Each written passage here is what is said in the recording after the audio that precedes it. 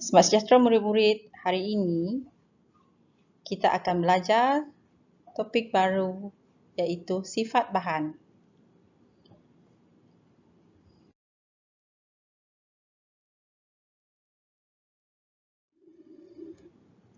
Dalam pembelajaran kita hari ini, kita akan belajar memperihalkan sifat bahan dengan menjalankan aktiviti. Mereka cipta objek dengan mengaplikasikan pengetahuan tentang sifat bahan. Dan yang ketiga, menakul pemilihan jenis bahan yang digunakan dalam mereka cipta objek. Baiklah, rujuk buku teks kamu dalam muka surat 145. Tahukah kamu, bahan mempunyai pelbagai sifat. Manusia mereka sesuatu objek mengikut kegunaannya berdasarkan sifat-sifat bahan. Mari kita siasat sifat bahan yang ada di sekeliling kita.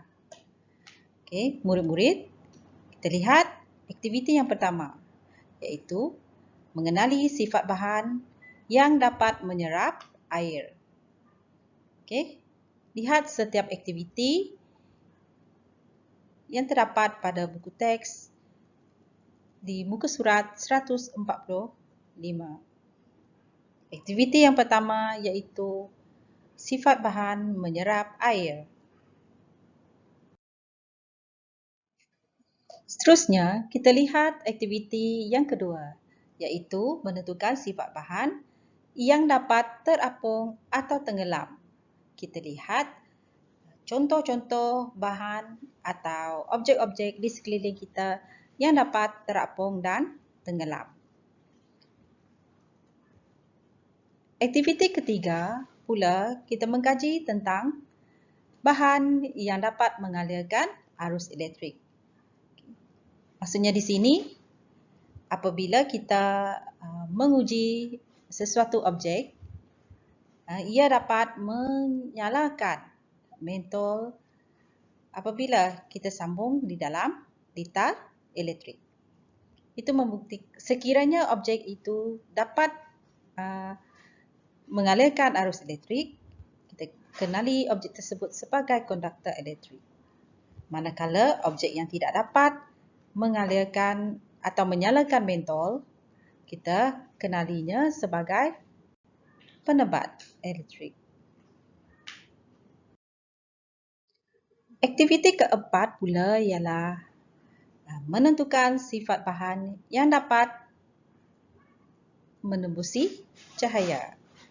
Kita dah belajar mengenai sifat-sifat cahaya di tajuk cahaya. Okay. Manakala aktiviti kelima pula ialah menentukan sifat bahan yang dapat mengalirkan haba.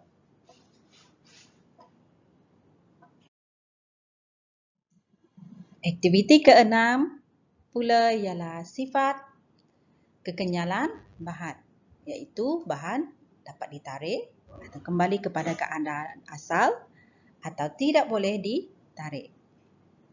Oleh itu, satu daripada tugasan kamu ialah pilih satu daripada 6 aktiviti ini dan jalankan pemerhatian kamu tentang aktiviti. Kamu diminta untuk membuat persembahan video mengenai pemerhatian tersebut. Jelaskan sifat bahan yang diuji dalam aktiviti yang kamu pilih. Sentiasa berhati-hati semasa kamu menjalankan aktiviti.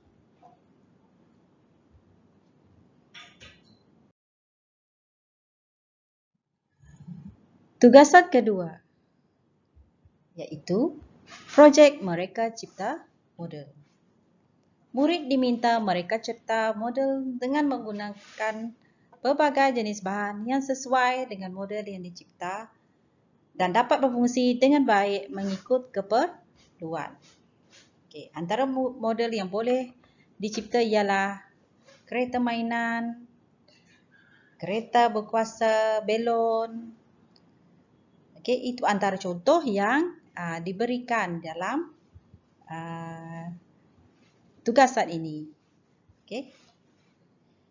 Murid juga diminta untuk membuat persembahan video, iaitu dengan menyatakan apakah nama model tersebut, menyatakan pilihan bahan tersebut, dan apakah keistimewaan model yang dicipta. Cikgu harap kamu dapat